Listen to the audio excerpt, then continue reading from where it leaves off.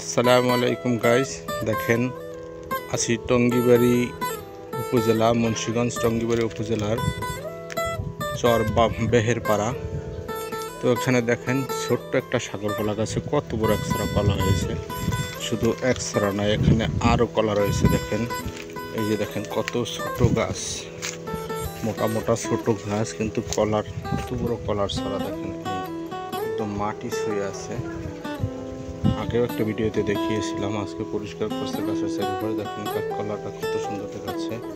এই গাছ একদম কলা মাটি ছুঁই অবস্থা যদি দেখেন, এই মাটি থেকে এতটুকু উপরে, এই দেখেন কি সুন্দর। এরকম যদি ফলনশীল কলা হয় তাহলে কিন্তু এই একটা বড় বের হয়েছে কতটুকু গাছ। দেখেন একদম মানে হাত থেকে ধরা যায়। এই যে দেখেন হাত থেকে ধরা যায়, এই দেখেন অবস্থা, হাত থেকে ধরা যায়। কত ছোট গাছ, কত বাড়ন্ত ফল। এখনো মোর্চা কিন্তু বের হওয়া শেষ হয়নি, এখন কলা কিন্তু বের হচ্ছে, কাঁদি বের হচ্ছে এখনো। অনেক সুন্দর একটা কলা, সাগর কলা, ছোট জাত। অনেক কলা গাছটা কিন্তু অনেক ছোট, অল্পতেই কিন্তু কলা আসে, এবং কলার কাঁদি কিন্তু অনেক বড়। এই যে দেখেন খুবই সুন্দর।